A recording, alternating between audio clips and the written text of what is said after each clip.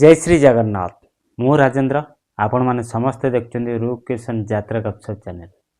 आज मो चैनल माध्यम आपण समस्त को जनईदेवी कोणार्क गवर्नमेंट आगामी कैंप विषय में। कोणार्क गवर्नमेंट आगामी कैंप क्यों क्यों जगह करने बस शेष पर्यंत रही वीडियो देखो जापर कोणार्क गवर्नमेंट क्यों क्यों जगह शेष करते राति। चलतु आरंभ कर अगस्ट 13 रु अगस्ट 16 तारीख पर्यंत 4 दिन धरी नाटक मंचस्थ कर कोणार्क गणनाट्य गोलाबंध अनुकूल। अगस्ट 17 रु अगस्ट 20 तारीख पर्यंत कोणार्क गणनाट्य नाटक मंचस्थ कर कंटियापसी अनुकूल।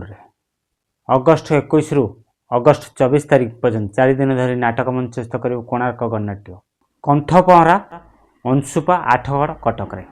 अगस्ट 25 रु अगस्ट 28 तारीख पर्यंत 4 दिन धरी नाटक मंचस्थ कर कोणार्क गणनाट्य ठोकर हिंदोल ढेंकानाल।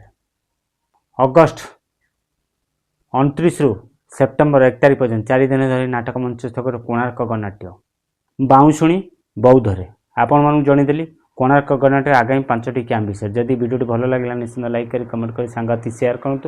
जदि नुआ कर आम चैनल वीडियो देखते आम चैनल को सब्सक्राइब करूँ। सबल कही आम सहित जोड़ी रही यात्रा फ्रेश खबर पाइपर। आशा कर समस्त भल थे और सुस्थ थे। पुणी देखा आगे यात्रा वीडियो। जय श्री जगन्नाथ।